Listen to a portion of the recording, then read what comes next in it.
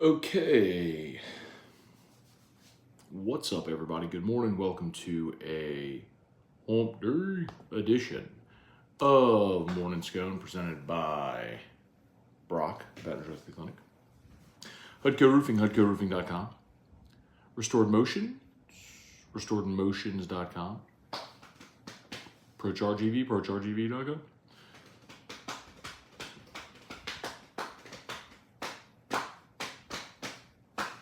All right, hope y'all are having an awesome start to your day. Got there in the description for today's show about Brian Kelly updating staff status. So Kelly met with reporters on Tuesday and covered a lot of ground. Transfer portal targets, Jaden Daniels bowl status, and of course, I think the thing that everybody is most interested in is what's he going to do about the coaching staff. And Brian Kelly laid out the timeline that last week they went through player evaluations, exit meetings, all that stuff. So they have a really good sense of who's coming back, who's going to go pro, who's going to be available for the bowl game, who isn't. Didn't disclose particulars, just that we'll start to know those things next week, which makes sense. You'll get past this weekend with the Heisman and all the award circuit and everything, and next week is I think when we'll start to really get that word from players if they're going pro, if they're coming back, playing in the bowl game, opting out of the bowl game, all that sort of stuff. Now, Kelly also said, because we are in an active recruiting period right now, that all the coaches are out on the road recruiting. And I can confirm that. I mean, that's not that you need me to confirm it. I mean, it's Brian Kelly said it. And you've seen pictures of coaches on the road. And yes, Matt House is out recruiting. And I know that's the name that everybody's most interested in. Brian Kelly said he'll get into staff evaluations after next week. So you're in a recruiting active period right now. You'll go into a quiet period, then a recruiting dead period, and then the early signing period starts on the 20th, December the 20th, if I'm not mistaken. So you have 2 weeks, right, before that early signing day. So will we learn anything before signing day, I think, is the thing that a lot of people want to know. But in the meantime, what Kelly said is all these coaches have responsibilities. They're doing their jobs, and they're out recruiting. So, LSU is recruiting some top defensive talent, and Matt House is out there recruiting them. So, I don't know necessarily that.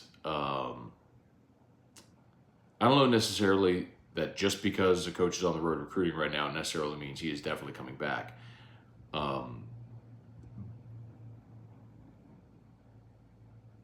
But it is odd because it would feel like if you're going to make a change, you rip the Band-Aid off, you make that change, and then you go recruit with the recruit knowing that this coach isn't going to be back, right? But they're going to answer that question as they're on the road recruiting now, and we'll find out here shortly. But what I'll continue to reiterate is there is a lot of pressure internally for staff changes. I don't know if that means Matt House. I'm sure we all assume it would be, but I think there will be at least 2 defensive staff changes, at least 2. And I'm comfortable saying that. How they arrange the pieces on the chessboard, meaning is it straight, you fire somebody, hire someone else, you move someone into an off-field role to bring in somebody else. It's what they did with Polian last year. Polian was moved into the off-field role. He was special teams coordinator, recruiting coordinator. They moved him into an off-field role, and then he left. And remember, that was late February. So it was after the February signing day when that happened. So And keep in mind, if you are looking toward the NFL, and if like Matt House is trying to go back to the NFL theoretically, I mean, let's say hypothetical. Hypothetical. I'm telling you, this is hypothetical. This isn't one of those times where I know and I'm telling you, but this is a hypothetical. What if Matt House wants to go back to the NFL? Maybe. Well, wait to the end of the NFL season, and then he can make that jump when an NFL job comes open and go get one of those, and then Brian Kelly goes and hires a coordinator. And that it could be that. So we'll see how it plays out. But Brian Kelly laid out a timeline. Said they're recruiting this week. After after this week is when they'll start to do their full staff evaluations. Okay, let's say some good morning and see what y'all got. Kelly Gross, Bubba Smith, Jason Horn, good morning. Good morning, y'all. Chad Cornett, Brant Roban, good morning. With the expanded playoff next season, how many SEC teams do you think will likely make the top 12? Well, I mean, just if you look at this year as a precedent, 4. And I think that's a reasonable number to think that you'll probably end up with. I think a minimum 3 every year. And 4 is always going to be plausible. Like this year, you'd have Bama, Georgia, Missouri, Ole Miss would be in. If you go to last year,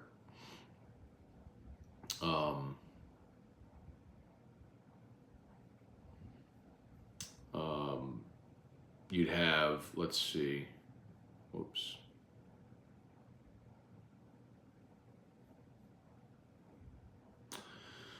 Last year, you would have had Georgia, Bama, Tennessee. Well, they might have left Tennessee out because they had a Hooker. So you had 3 last year. Let's go to 21. You would have had Bama, Georgia, Ole Miss. So you had 3 in 21. You get it. It's usually 3, sometimes 4. Bama, the 20-year Bama, A&M, Florida, Georgia. That's 4 of the top 9. So, you'll seemingly for sure end up with 3, possibly as many as 4. Jacob Thompson, good morning. Dan Valancourt, good morning. Nick Newbill, Tim Gotro, James McKinney, Rick Hess, good morning, y'all. Good morning. Jaleel Dean, did you see the Pro Football Focus mock draft that had the Saints taking Jaden? I did, talked about it on Monday. And I think there's 2 factors at play there. Well, 3, really, Jaleel. Number 1, are the Saints going to take a quarterback? And again, I will believe it when I see it. Because in 56 years,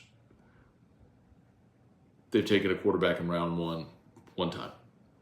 And they just spent $150 million on Derek Carr. And I know some of you push back, stop saying they gave him $150. Well, they guaranteed $100 million of it. And they can't off-ramp off of that deal until 2026. So you're financially bound to him for at least 3 years. Yes, you could take a big cap hit after the second year, but he's at least back next year. Maybe you draft your quarterback and sits behind Carr next year and has sort of a red shirt year. Maybe, but I'll believe it when I see it. That's 1. Will the Saints take a quarterback? Number 2, how high is Jaden Daniels going to go? Because if Jaden goes and has this incredible draft process, and we all assume Caleb Williams is going 1, to the Bears via the Panthers, let's say New England's picking 2nd. What if New England prefers Jaden Daniels over Drake May, which could happen throughout this process. And so New England takes him. So 2 is, will Jaden Daniels be on the board? And 3, how high are the Saints going to pick? That mock draft that you referred to had the Saints drafting 9th. As of right now,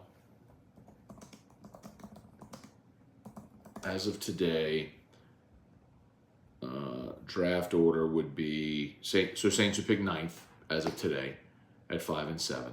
That's from Tankathon. So, how many did they win over their final 4? So we'll see. or final 5, excuse me, the final 5 games. 17. Math. Brian Jones, Matt, is there any possibility Greg Brooks resumes his playing career after his health challenges? Yeah, Brian, I don't think so, man. The way it was described, and if y'all go back to when this first happened, and a lot of y'all were asking if Greg Brooks was going to be back this year, and I'd been told what had happened. I was like, guys, what was told to me was they just want Greg to be able to live a normal life, right? First of all, survive, and then, like, he's going to have to relearn a lot of stuff, walking, talking, I mean, the man had brain surgery. So, resuming his playing career would feel very much like a long shot. Taylor Hudson, morning, Matt. With Marvin Harrison Jr. being a Heisman finalist, do you feel he locks him up for the Blitnikoff? I do. Said that a few weeks ago, Taylor. Sometimes with these awards, you do win Lifetime Achievement Awards, and that's happened. It's going to happen to Malik Neighbors' detriment, but it's happened to LSU players' benefit in the past as well. The reference I gave was Grant Delpit. In 2018, not only was Grant Delpit the best defensive back, he was the best defensive player in the country that year. Grant Delpit was the best defensive player in college football in 2018. But he wasn't a household name, and DeAndre Baker from Georgia won the Thorpe. And if you compare the two in their seasons, Grant Delpit basically doubled him in everything. Tackles for loss, interceptions, sacks, passes defended. I mean, it was incredible. But Baker was a household name. And then the next year, Grant Delpit played basically the entire 2019 season. His production was cut in half, and Grant Delpit won the Thorpe. So it happens like that sometimes. Marvin Harrison statistically didn't have the season that Malik Neighbors did. But he was also the only receiver on a team that struggled to throw the ball and still had a 1,000-yard season. He had a very good year. And he's a consensus number 1 receiver in the draft and all that sort of stuff. So, yeah, I fully expect Marvin Harrison's going to win the Blitnikoff. I think it sucks because I wish it was evaluate how the players did this season with those awards, but that's just not practical. It's just not what the voters do. And it's because a lot of voters are lazy. They don't watch every team.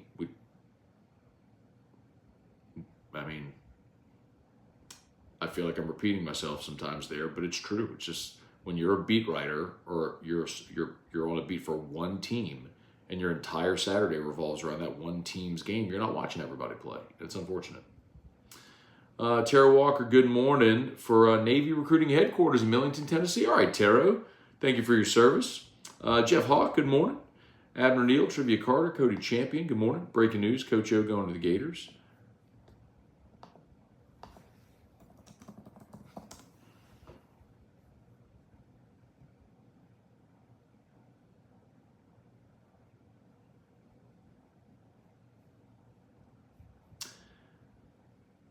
I don't know where you saw that, Cody. I don't know if you're just trolling. I would be really surprised.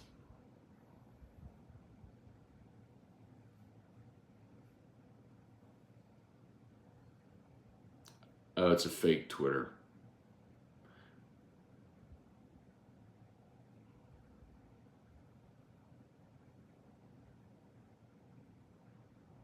Yeah, it's fake Twitter. Devin Johnson, Ryan Pike. How do you think all the NIL deals at A&M during the Jimbo era shake out? Are they annulled? There has to be some sort of clause canceling them.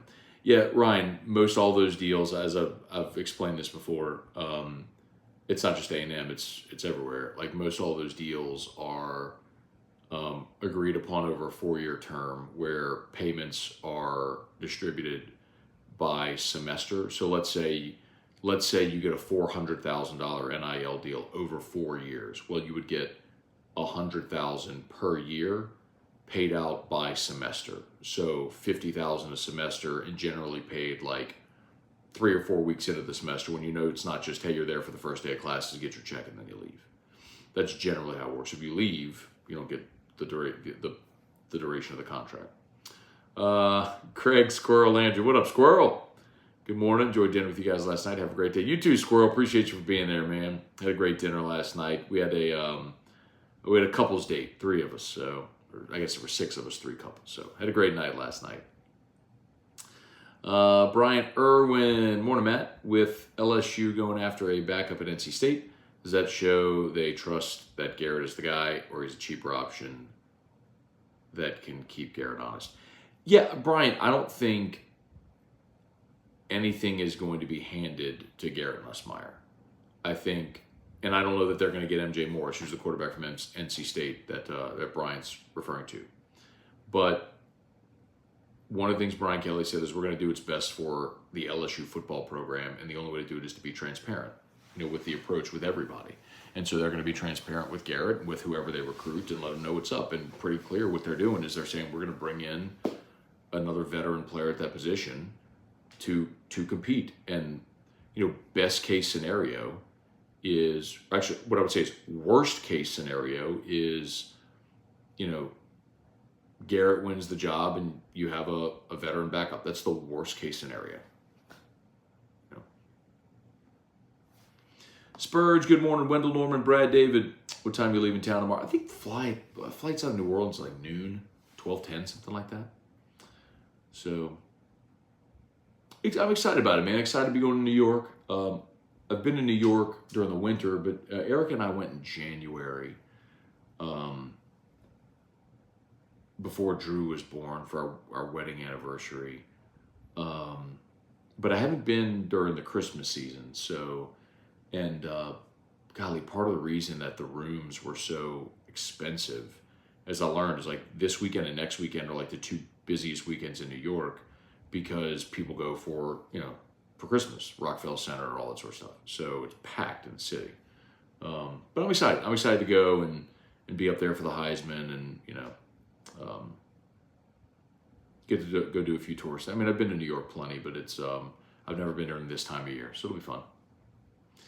Josh DeVilliers, morning, Matt. You don't think Brian Kelly would get his recruits, then get rid of House, because if he fires him now, that would make recruits question their decision? Thoughts? It's a 2-sided coin, Josh. That's one way to look at it. Or you could look at it as if you tell the recruit you're committing to the school, not the coach, and if they want to play at LSU and trust how they'll be used, because the other way to look at it, what you're saying is, if you keep Matt House for now, you get him signed and then fire the coach. Is that deceitful because you've got him now sign their letter of intent and then you make a change? So, I mean, you could look at it either way.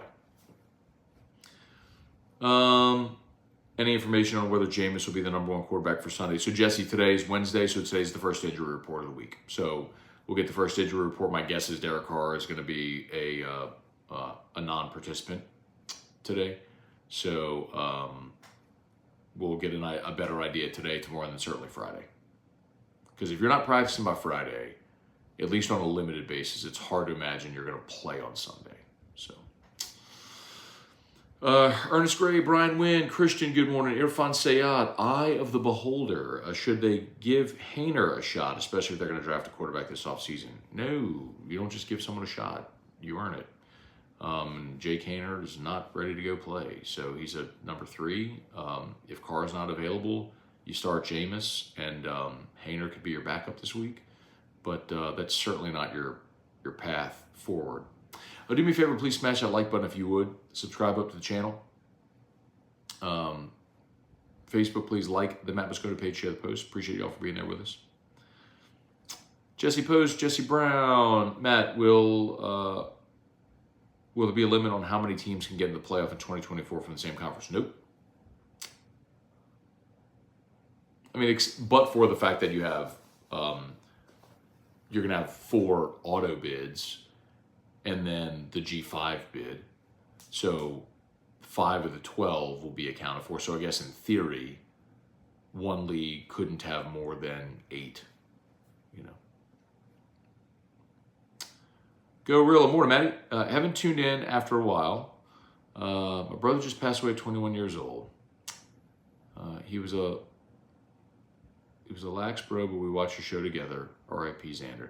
Man, I'm sorry to hear that. My condolences, man. 21 years is way too young, man.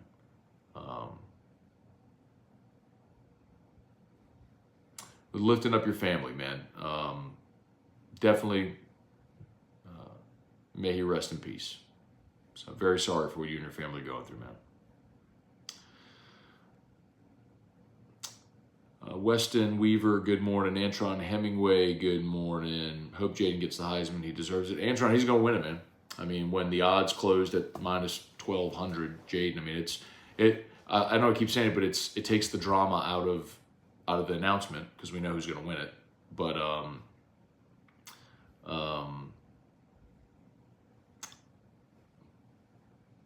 but it's also cool to be going to New York knowing you're going for a coronation. You know what I mean? Let's see, Julio, do you think Jaden plays in the bowl game? Deep down, I don't want him to. So we can get ready for the draft, not risk injury. Plus, we can see what we have in us. So, again, I want to be very clear. I do not know Jaden's plan. I haven't talked to Jaden. I haven't talked to Brian Kelly about this specifically. No one's whispered in my ear yet. If they had, I'd tell you. My guess is that I think Jaden will not play in the bowl game, that he'll go out to California and work with his quarterback coach for the next month and get ready for the Senior Bowl. That's what I think he'll do. That's what I think he should do. And yes, it's a great opportunity to see Nussmeier go start a full game and prepare as the starter and play the full game, which I think we're all interested to see how that looks. Kyle DeVille, morning, Matt. What's your thoughts on the Florida State decision? Where you been, Kyle? Led my show on Monday with it. So, I'll tell you what, hang on.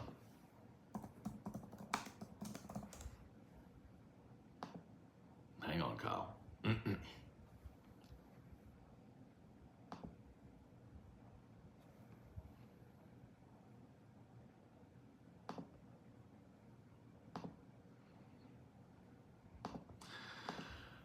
All right, Kyle, here you go. I'm posting the link in the YouTube chat there for you, Kyle. So, enjoy. Barry Jocelyn, Brian Jones, any update on Corey Raymond? I know Corey wants to come back, and I know there are people within the program and the department that want Corey Raymond back. And I think there is a possibility, certainly, that it happens. I'm not telling you that it's done, because I don't know that. I'm not telling you what degree of probability. All I know is Corey wants to come back, and there are people that want him back. Can they make it work? We'll see. But my contention is you find a way to keep that guy on staff. And I think it is very obvious, reflective of the changes we've seen in LSU's recruiting approach from Polian to Frank Wilson, where Polian was still taking sort of a national approach like they had to at Notre Dame, and Frank Wilson has completely put the microscope on Louisiana. And if you bring Corey back here to partner with Frank Wilson on that staff, you would do some damage. So I think I've spoken my piece on it. Y'all know where I feel, and I have no problem saying Corey wants to come back, and there are people who want him back, but ultimately we'll see if Brian Kelly decides to make those changes. Ray Langlois, James Avery, good morning. Brian Jones, are we recruiting the running back from Opelousas? He's a man-child, can't remember his name, but I believe Shea spoke about him. Is he a 2024 recruit or 2025? Remind me next week. Shea's been coming on Tuesdays with us, and I'll ask Shea specifically. Bailey C., let's face it, such a bad organization. Peyton and Breeze were duct tape. They weren't a bad organization when Peyton and Breeze were here, Bailey. They were a pristine organization. There was a half decade where they won more games than anyone in the NFL in the regular season. They won a Super Bowl. They were a perennial playoff team. They had good management structure, coaching, culture. But for the bulk of the history of that organization, the 55 years of that organization, yeah, you're right. They've been a poorly run organization. But they were really well run when Peyton and Breeze were there. Brian Jones, I hope we pursue Jacoby Matthews, bring him home. Yeah, so I've told you all about Jacoby. My understanding is, so Jacoby Matthews, former five-star safety, went to Texas A&M, played the last 2 years. There's two safeties actually from Louisiana at A&M, Jordan Gilbert, who played U-High, and Jacoby Matthews. So Gilbert's already in the portal, And I'm told Matthews will make a decision over Christmas break if he's going to go into the portal. And if he does, he will have an opportunity at LSU. I mean, I was even told what the NIL deal would be. So, and Jacoby desperately wanted to play for LSU coming out of high school. He just got a bigger NIL deal from A&M and he took it. So, anyway. All right, let me do a couple more minutes here, y'all. We have today is Scone family Christmas Christmas picture day. So we had scheduled this for the week of Thanksgiving, but then Drew got sick, and then we were going to have it another day, and then it rained, and so we are going at 8:30 this morning for Scone family Christmas pictures. So got to wake Drew up here and get him dressed and get us scooting. So let me just do a couple of more here. A Big Easy 504, Tiger Diver. Any chance any of the LSU offensive staff is hired away? Not that I can think of, Tiger Diver. I certainly haven't heard of anyone. I'm trying to think who would even be a candidate to be hired away. I mean, Cortez Hankton obviously is a great receivers coach and a great recruiter as well.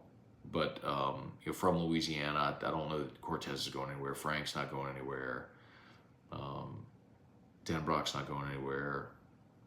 Brad Davis could be on some people's list to be a head coach one day, which I think he will be. But not that I've heard yet this offseason. So I think they're in good shape there. Cody Champion, Jacob Hibbard. Lots of message board rumors about Diaco taking over the DC position next year. You hearing that? No, I'm not. What I have said is that you have two former high-level defensive coordinators already on your staff with Bob Diaco and John Jancic. Something to keep in mind also is, obviously Michigan with the Cody, what's his name? What's the sign stealing guy? Whatever. With the sign stealing deal, they scapegoated their linebackers coach, and I think there's a possibility that you could hear an LSU staff member's name in the running for that job. I think that's a possibility. But Diaco's been a great DC. Diaco was a great DC at Notre Dame. Got the head coaching job at UConn after that.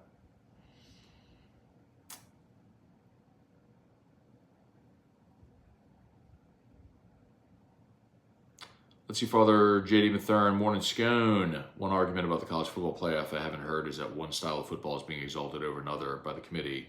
They want offense, not a strong defense. Florida State defense has been great. That is, it's a true point. Like, what's to say that Florida State couldn't win a game with their defense in the way that Iowa won 10 games this year?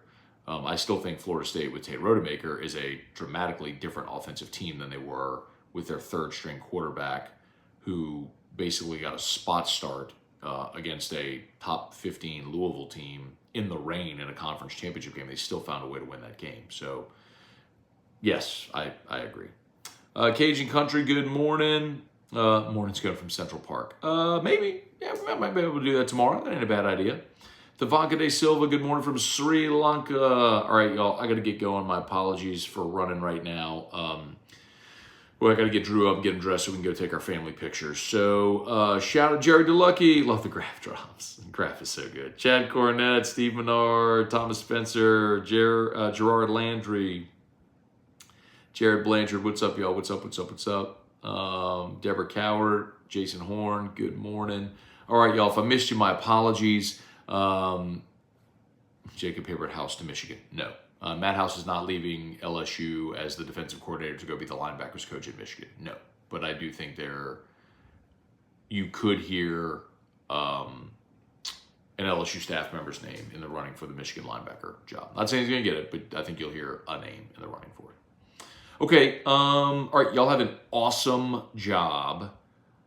We do morning Scone from the airport. No, Guy Brooks, morning Scone from here tomorrow. I don't fly out till like noon, so my morning is the same. I'm going to get up and work out, do morning Scone, bring Drew to school, all that stuff. So Friday, Saturday, Sunday, morning Scone will be in New York. So anyway. All right, thanks for watching, y'all. Smash the like button. If you're there on YouTube, subscribe to the channel, Facebook. Please like the Matt Scone page, share the post. As always, y'all have an awesome day. Shout out to Brock and Hudco. You need North Peach, go to Brock. You need a roof, give a shout at Hudco. All right, have a great day. We'll see you for AFR 3. Peace.